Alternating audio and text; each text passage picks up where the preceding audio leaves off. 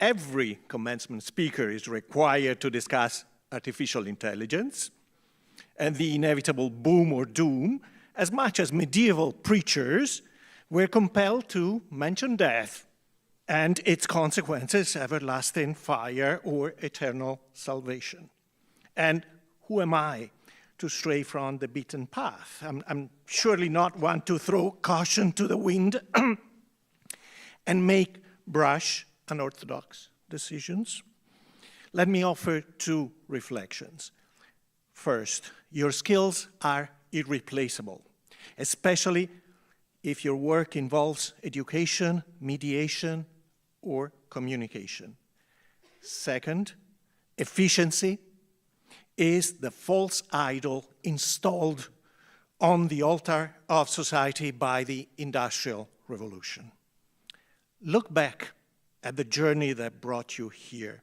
Any setback, any doubt, any pause, any deviation from your eventual destination subsumed under the label of graduation just for the sake of expediency, all the meandering along the way has expanded your ability to understand the uniqueness of your own experience. In the classical myth of Prometheus, the defiant Titan, patron of the arts and technes, steals fire from the Olympian gods and passes its potentially destructive power onto humans. And one way or the other, everyone involved in the deal is punished eventually for their hubris. The present apocalyptic version of this myth presupposes a paradoxical reversal. AI captures the spark of intelligence from lowly humans and delivers it into the hands of superior bots or agents who compete with flesh and blood professionals employed in cognitive fields and other areas. Allegedly, the AI replica of the human mind is cleansed of earthly shortcomings such as imperfection, hesitation, and peevishness. In actuality, the dirty water and the baby travel together, and we end up surrounded by lying, hallucinating, and sycophantic AI minions. But I don't want to sound too much like a Luddite. Certainly, translation apps have found their place in society as much as GPS navigation. Even doom scrolling or brain rot serve a purpose as digital opium to the anxious masses. AI output, as anyone knows, is always smooth and polished, if nothing else. On the other hand, communicative friction, embarrassment, and partial semantic overlap are the propelling elements of intercultural communication. In fact, I sometimes wonder whether the increase in neurodivergent symptoms should be seen as the biological response to homogenize public spaces where little or no tolerance is left for unscripted behaviors or randomness. Personally, I've always been a great admirer of Vilfredo Pareto, who in his early 30s managed the ironworks near the village of Mammiano in the mountains above my hometown in Tuscany. However, here is my paradoxical reading of the famous 80-20 Pareto principle. In life, and especially in education and communication, on both sides of the process, you need to somehow waste 80% of your dignity and efforts in order to be brilliant, creative, and effective 20% of the time. Dear graduates, you have studied languages and cultures at a moment when the world is inventing machines that can imitate any language and simulate all forms of knowledge. That does not make your training obsolete. It makes it an antidote and a safeguard, because someone will have to manifest the distance between translation and mediation, between communication and dialogue, between a perfect sentence and one whose ambiguity and elliptical nature resonate in ways more unpredictable and fertile. The point of learning another language is not to transfer information from one container into another. The point is to let bodies and minds give weight and meaning to the engine of intercultural exchanges, which is difference itself. Teaching and learning, however imperfect, inefficient, and wasteful, or perhaps by virtue of those all too natural shortcomings, becomes the context for growth and transformation. The Industrial Revolution gave us ubiquitous clocks and a regimented allocation of our time and output. The first digital revolution gave us personal computers and the external allocation of our knowledge and working memory. The second digital revolution brought cell phones and the sharing of the allocated knowledge and memories through the internet. The third one claims to externalize thinking itself, or what is left of thinking once bad judgment, gut feelings, and second thoughts have been polished out of it. If the myth has inverted, then so must the punishments. The new Prometheus, the digital platform that steals the spark, will be chained not to a rock, but to a corpus enriched more and more by content produced by the AI itself, condemned to produce endless slop while displaying the same agreeable attitude. His liver, eaten by the eagle, is the energy consumed in the process in a perpetual daily cycle. The humans who accept the gift are handed Pandora's jar. Out of it fly all manner of safe gifts: speed, polish, efficiency, the promise of absolute clarity without misunderstanding. We release these contents into the world with a sense of relief. And in the jar, left alone under the rim, is ambivalent hope, the suspicion that noise, redundancy, and awkward exchanges may result in something great or a complete and utter disaster. You have lived and worked long enough these years to recognize that the risk is the whole point. So I will leave you with a charge, as it is customary for this occasion. When the world expects from you a perfect performance, don't be afraid to fumble. You'll never know what you might stumble into. Congratulations.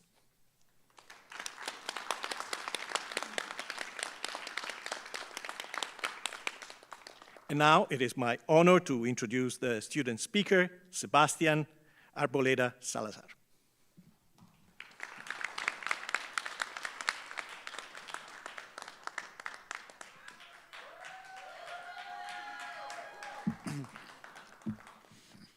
Thank you. Dear fellow graduates, it feels surreal to be here in front of you, walking the final moments of our undergraduate journey. This has been a long road of challenges and success, tears and laughter, lessons learned and goals accomplished. I still remember the night my cousin Steven was moving me into my freshman dorm mid-August 2022. My heart was racing every mile we got closer. I had just landed in America 2 days before with 2 suitcases and a bag full of dreams, the aspirations of a lifetime. Yet, I was terrified. I had no idea what was in front of me, the people I would meet, the memories I would make, and the unknown scared me to death. Fast forward to today, and it seems like we find ourselves in front of another veil, a new beginning of possibilities and greater challenges. You did it. You earned this long-awaited degree that will now help you to continue achieving goals and milestones and explore the path to your professional journey. But you've earned much more than just that. You earned experiences, wisdom, lifelong friends, and about 1,000 memories that you will now forever cherish.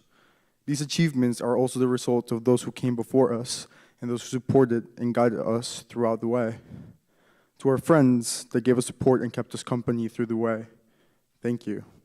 To our professors and mentors that guided our academic and professional development and created spaces for us to learn and develop as students and individuals, thank you. To our families that supported us all along and gave us the gift of education and with it, the path to success, thank you. Parents, families, caregivers. These achievements are also yours. I have no words to express the gratitude I feel for my family, who has supported me and given me everything for me to be up here fulfilling my lifelong dreams. I hope you feel the same way, and after this ceremony, you have somebody to run to and say thank you. My mother has always taught me to live by the values of faith and gratitude, and it took me a while to understand why. Sometimes it is easy to miss the forest for the trees, or the silver lining of a dark passing cloud just because it threatens rain. In life, inevitably, you will be faced with times of loss, despair, and sorrow. I have learned that no matter what, it is always important to be positive and have faith through the challenges and the change. Change that is terrifying, that is uncomfortable, but beautiful and necessary. We must embrace it. Something that is alive and breathing, by definition, needs to change, to evolve, to grow, to adapt to new circumstances. We are all trying to figure out who we are in a world that changes in the blink of an eye before we even realize it. It is okay to still be figuring it out. It is okay to not be where you want to be yet. It is okay to give yourself time to heal, to grow, to find your true, authentic self. Wherever you are right this moment, be proud of that person. Your skin is beautiful. Your heart, your mind, your spirit. Who you love and how you love is beautiful, and even though imperfect, you are just who you need to be. I am far from being the same person I was when I stepped on this campus for the first time a couple of years ago, and I know for a fact so are you. Think of this when you look back at the journey and the growth you've made with grace, all the magical late nights with friends, and the intense late nights you spent studying and preparing for tests and finishing assignments, those painful 8 a.m.s and the relief of a midnight scream after your last final, the long walks in the snow, the stellar days in the spring, the leaves falling the homecoming tailgate, and the warm feeling of summer finally here. My fellow graduates, another summer is upon us, but this one is special. Today is the first day of a new chapter. You're a painter in front of a canvas with all the colors of the rainbow in the palm of your hand. Whatever story you choose to write for yourself and the people you love, I hope it's a beautiful one. Whatever you decide your life's work to be, I hope it's something that makes you proud. The truth is, every day will come with its new teaching to be accepted with humility and discernment. Every chapter of your life will guide you through new adventures that will teach you lessons, often through broken bones and nasty scars. Do not be afraid to make mistakes or to fail. Don't let it stop you from trying new things. Every disappointing outcome, every rejection is also pointing you in the right direction. Every closed door, every burned bridge, every dead-end street is also guiding you to where you're meant to be. Some of the most unexpected treasures in life come from the resilience and purpose we find in the strength of our moments of darkness and uncertainty. I know how scary it is to be a young adult on the verge of facing the real world. Well, I have news for you, and I'm quoting from Taylor's famous 2022 commencement speech. Scary news is, you're on your own now. But the cool news is, you're on your own now. There's a whole wide world waiting for you out there, and it's yours. For a long time in my life, I tried so hard to find a perfect place to fit in. I found a lot of peace in realizing I didn't have to. You're on your own to discover who you are in a world that offers endless possibilities. And you don't have to rush to settle down anywhere just yet.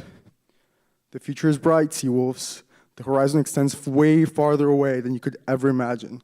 We are now the present and the future of a world eager for progress. I encourage you to go out there and pursue the dreams and the vision that you always had for yourself. Meet people, visit new places, experience new cultures, educate yourself.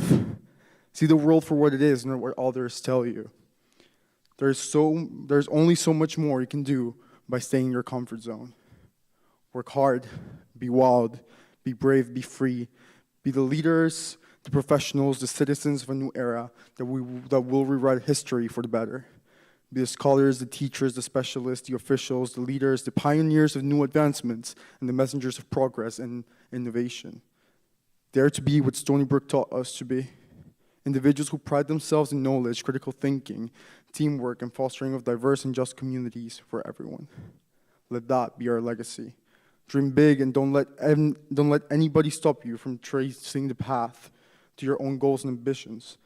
There's a quote that I find deeply inspiring by Norman Vincent Peale that reads, "Shoot for the moon. Even if you miss, you'll land among the stars. Often the road is nothing like we pictured it, but the outcome is just as wonderful as you wished." I hope this journey was as crazy and unexpected for you as it was for me. I hope you can look back and be grateful for every step of the way, and I hope you're in good spirits as once again you venture into the unknown. My last piece of advice is to let life surprise you. Be open to the blessings that will show up unannounced and the challenges that you will have to face on the way to finding new versions of yourself that you didn't think were possible. Just like the Odyssey that wasn't written about Ithaca, the greatest stories are never written about the destination, but the journey that takes you there. My fellow Seawolves, class of 2026, I hope this moment is as special as it needs to be, but I hope it doesn't outweigh the last few years of memories that you will now treasure for the rest of your life. Thank you for walking this journey with me. I will forever be grateful for every single one of you. I wish nothing but the best, and I can't wait to see all the amazing things you'll do out there. I hope when you look back at these days, you can tell these stories with joy and pride and remember all the hard work and sacrifice that brought you here. But for now, let us celebrate our achievements and our dreams come true. Congratulations.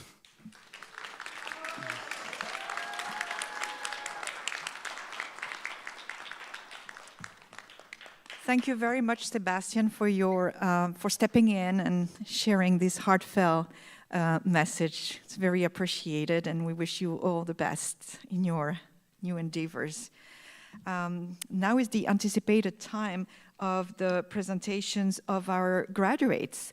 We will proceed by disciplines, and we will start with French Studies with Dr. Franck Dalmas, who will present the French Studies graduate.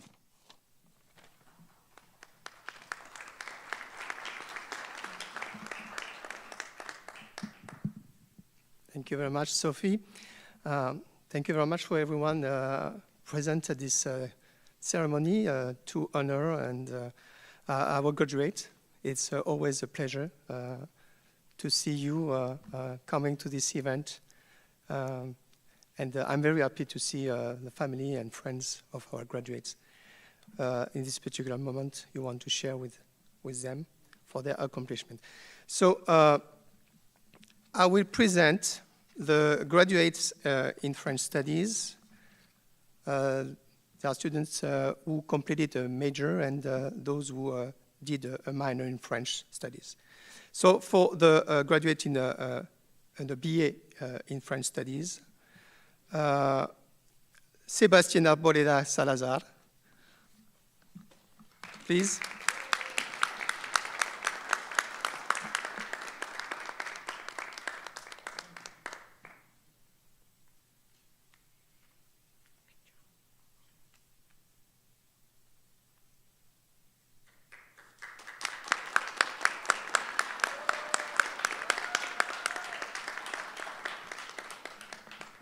Congratulations, Sébastien.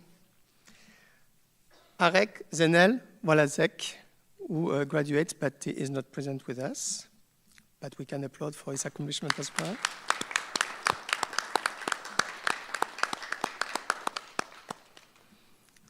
And now we have students who completed with great achievement a minor. So a minor is not as comprehensive as a major, but it's still a great asset to add a minor in a different discipline while you are majoring in a different department. So it's a great thing and a great achievement for those students who can do a minor in addition to their major studies as well. So for the minor in French Studies, Nathalie Sodowicz, that is not present today, but we can recognize her. Marianne Ubanede.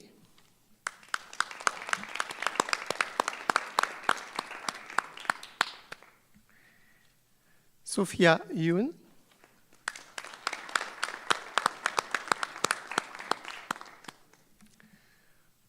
So that were all the students who receive a minor and a major in the French studies. And next at the podium, I want to introduce my colleague in Italian studies, Dr. Giuseppe Gazzola, who will also present the graduate in Italian.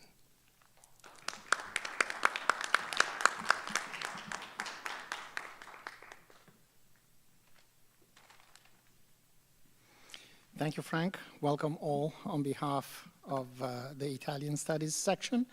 We have 6 graduating between majors and minors today. Only 3 of them are here to receive the accolade and the diploma, but we want also to recognize Elizabeth Arcuri, who's not here. Thank you. Before getting to the major in Italian, the BA, to Emily Bayer, an extraordinary student whom you'll see again later on.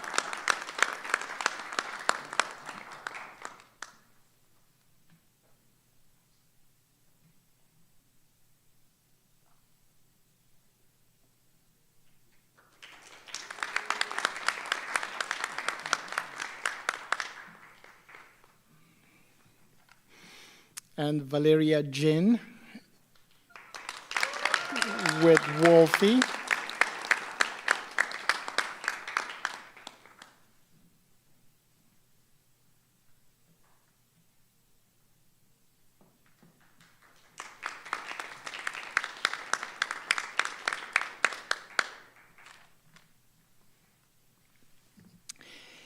For the minors in the Italian program, we have Emma Birnbaum, cum laude, who's not here, but needs to be acknowledged for her hard work. And Kevin Kayotopa, please do come up.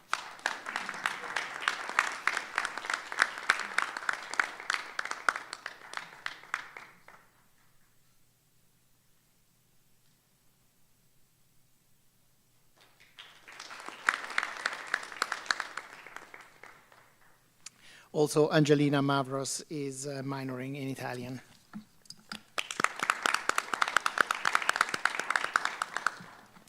I want now to introduce my colleague, Kathleen de Riechtal, professor and pillar of the classics department.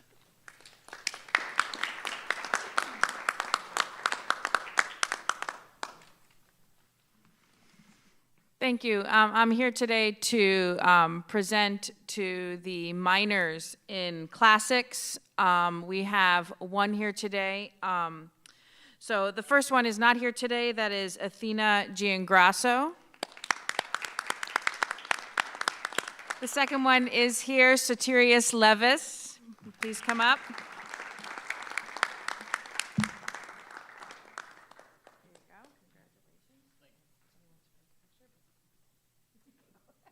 Good job. And our third classics minor is Alex Villaro. At this point, I'd like to introduce Dr. Simo Zinios, who's going to present for the Hellenic Studies minor.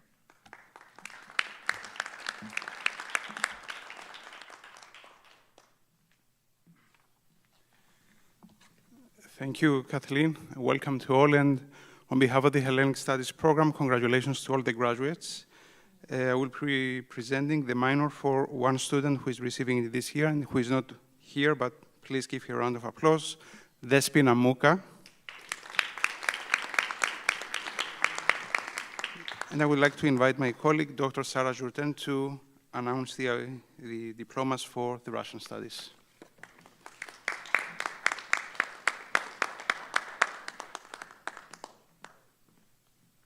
Thank you. Good morning, graduates and family and friends. We're very happy that you're here with us today. I am particularly happy. I'm very proud of all of you. We are all proud of you. I'm particularly proud of our teacher education graduates, and I'll be calling your names up shortly. And we're going to begin, so get ready, there's more clapping to do. I'm announcing lots of students, and several of you get to come up across the stage multiple times. So here we go. First of all, let me announce the students who have a minor in Russian. Our colleagues in Russian could not be here today. They apologize for that. I'm going to announce our minors in Russian. I don't believe they are here today. Am I mistaken? No. So I will announce their names. You can hold your applause. We'll applaud for all of them at the end. We have Kazimir Isaacs Korkoren, Devora Krim, Fatima Sabovich, Maria Sazonova, and Danielle Slivenchenko. Congratulations to them. I just want to make sure none of you were here, right? If you were here, you get to come and walk across the stage. Okay. I'm also very pleased to announce our teacher education graduates, and we have a number of them here with us today. Some of them could not be here. Some of our teacher education graduates are actually already working in the schools, so they could not necessarily be here today. But for those of you who are here, congratulations. You have a very important role to play for the next generation of students, and we are very proud of you for that. So, as I said, some of you are going to walk across the stage multiple times. Here we go. For our undergraduate teacher certification program, we have several graduates who are finishing a BA in Spanish plus teacher certification. Some of these students are also completing a Master of Arts in Teaching at the same time in teacher certification, but I'm going to call you up first for the BA diploma. If you're completing a BA in Spanish teacher certification, we're going to lead with these. So first we have Estefany Aviles Batres. Stephanie.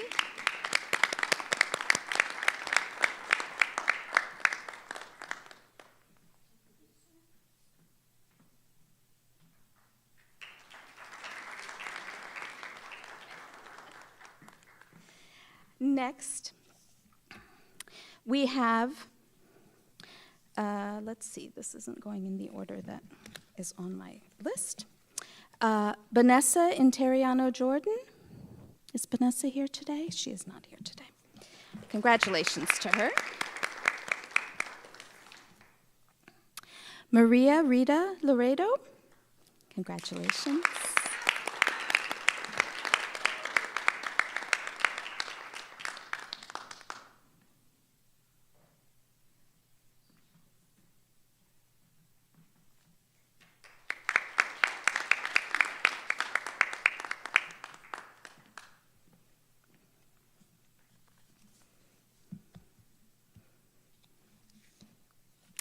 Yamilex Ledesma.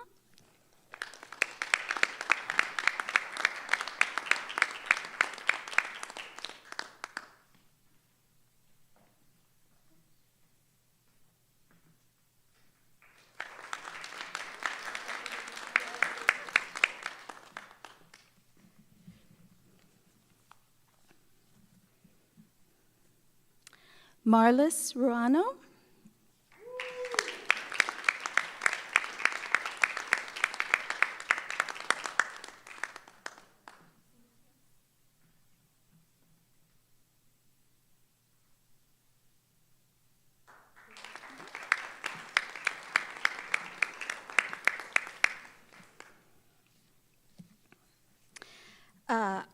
We have some additional students who could not be with us here today that I would like to acknowledge, and we will, you can hold your applause, we'll applaud for them at the end. If I call your name and you in fact are here and we didn't realize that, please do come up to the stage.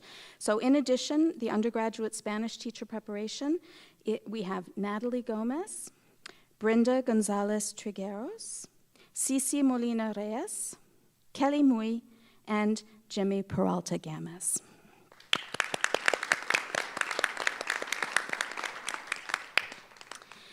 We have 2 students today who are graduating with a BA in Chinese teacher preparation. Here at Stony Brook, we prepare teachers in Spanish, French, Italian, Chinese, Japanese, and Korean. So we would like to honor the students who are here in Chinese teacher preparation. First, let me call Qilun Li.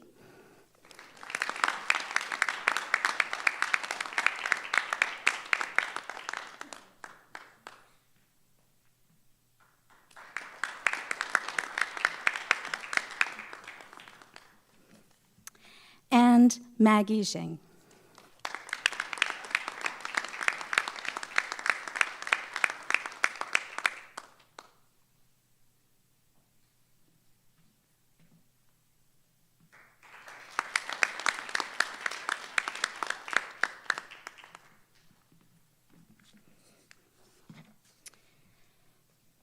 We have students graduating with a BA in Italian teacher preparation as well today.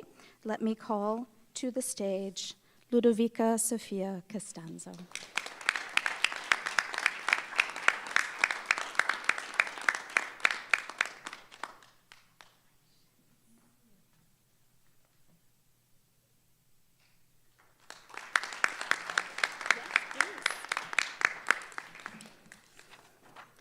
All right. So as I mentioned, we also have Master of Arts in Teaching programs at Stony Brook, and a number of our students are graduating with both their BA in teacher preparation and with their Master of Arts in Teaching simultaneously. So let me call to the stage again, Estefany Aviles.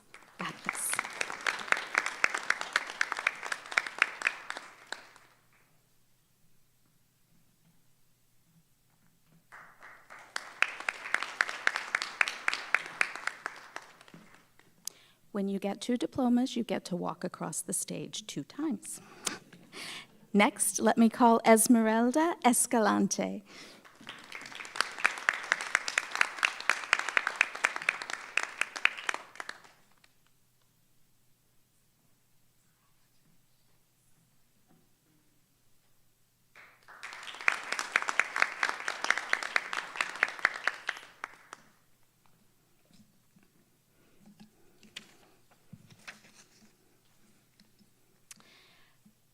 Also getting the Master of Arts in Teaching today are Vanessa Interiano Jordan. I don't believe I saw her this morning.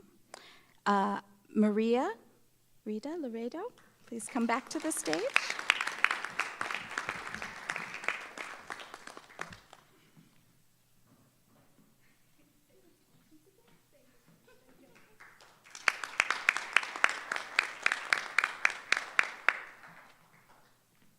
Just in case the first set of photos weren't good, you get to do them again. Marlis Rowana.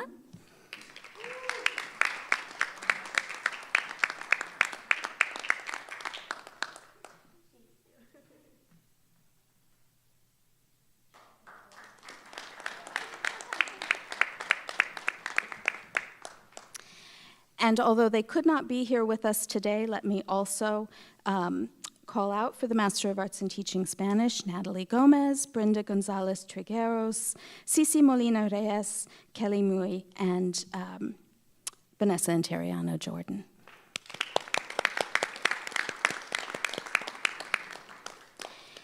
In French, we have 2 students receiving the Master of Arts in Teaching French. Both of them are actually currently employed as full-time French teachers and could not be with us today, but let me recognize them. Those are Brooke Twitchell and Canel Victor.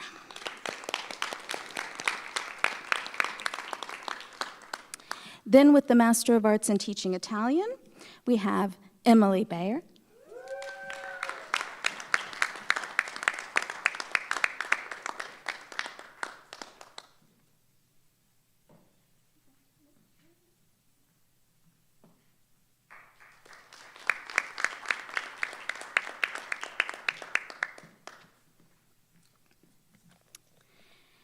And Ludovica Sofia Costanzo.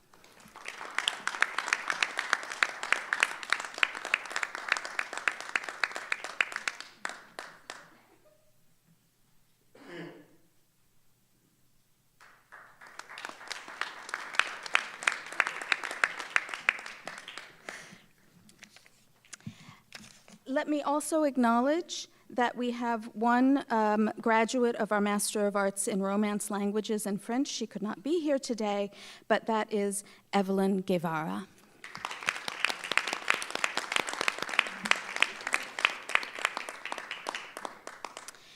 And we are now going to turn to the final section of our program this morning, which is the presentation of awards. We offer a number of awards in our department in various disciplines, including in teacher preparation. And so I will announce the teacher preparation awards. We gave out 3 of those awards this year, and so I would like to recognize and call up to the stage Chi-Lun Lee.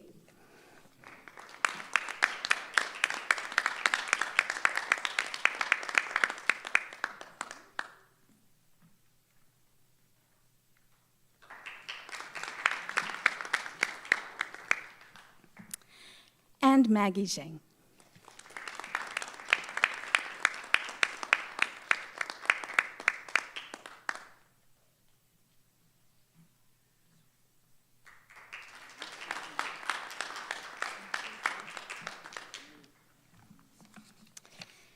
And now, let me call to the stage my colleague Kathleen de Riestal, who will announce the Aaron Godfrey Awards and the Classic Scholarship Awards.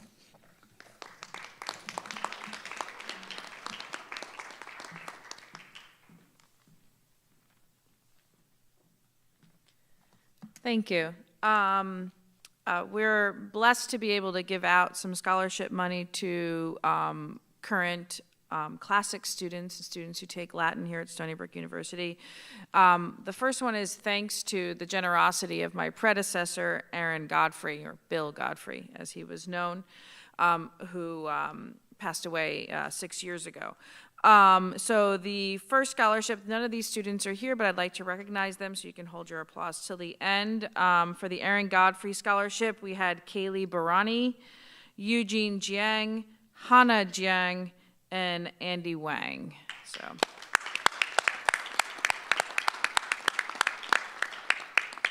And we have an additional classics scholarship that this year we awarded to a student who took 4 semesters of Latin, who is actually a doctoral candidate in philosophy, and she cannot be here today either. Her name is Ho Jung Yu.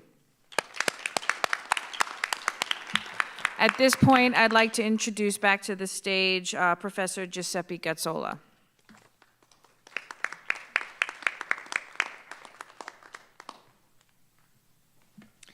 Thank you, Professor de Riestal. It is now the moment of the departmental awards dedicated to the Italian program and the Italian students. And I am calling up to the podium Emily Bayer, who is coming twice, metaphorically, because she is receiving both the Dr. Michael De Luca Award for her outstanding work as an undergraduate, and she is also receiving the Josephine Fusco Fellowship from the Center for Italian Studies. So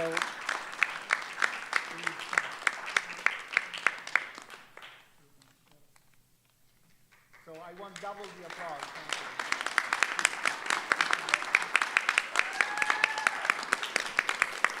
Thanks. The first one was established by Dr. Michael De Luca, a friend of the Center for Italian Studies, and it celebrates the achievements of the Italian majors and minors. The second one, the Josephine Fusco Graduate Fellowship, is established in honor of Joe Fusco, a longtime collaborator of the center, and it is assigned by the director of the center and a committee of 3 professionals. We have 2 fellows for the Josephine Fusco today, and what they did during this past semester, the spring semester, was to collaborate with the center to bring opportunities to the Italian languages classrooms in Brooklyn, the Bronx, and Long Island. The winners assisted with hands-on activities to foster language acquisition for over 200 middle school and high school students in the Long Island, New York area. And the winners participated in activities with the AATI, the American Association of Teachers of Italian, and wrote about their journey to becoming Italian teachers with the intention of encouraging the next generation to follow in their footsteps. The second winner of the Josephine Fusco Graduate Fellowship is Ludovica Sofia Costanzo. Please come up.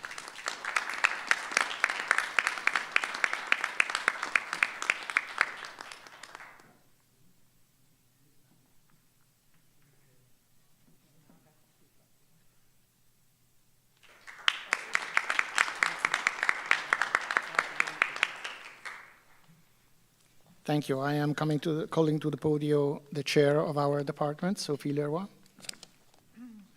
Thank you, Giuseppe, and thank you to all of my colleagues for your great participation today in making this hopefully a very successful commencement ceremony for all of us, especially our graduates.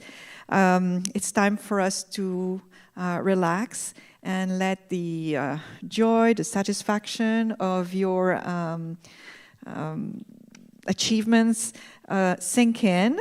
We have prepared a little reception for you outside on the left-hand side of the lobby. And please, this is the time for photo opportunities, time to mingle with your peers, with your professors, thank them for their work and support, thank your family, and just enjoy being together and being done with your objectives. Thank you for being here, and I wish you a wonderful summer.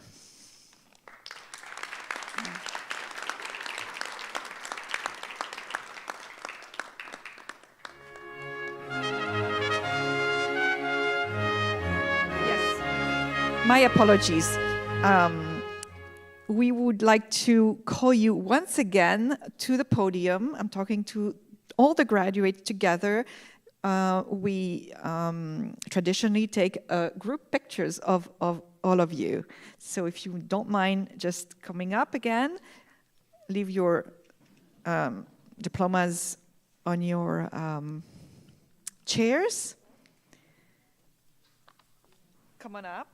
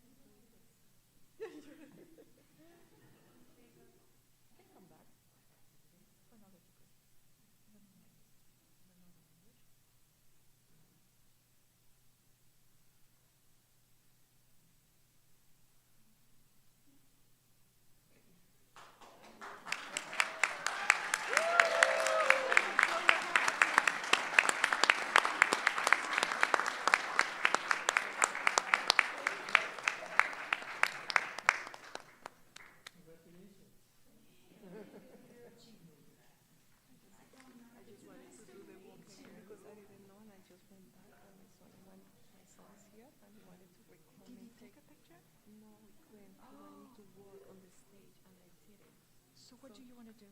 I just want to pull back again and walk so he can record me.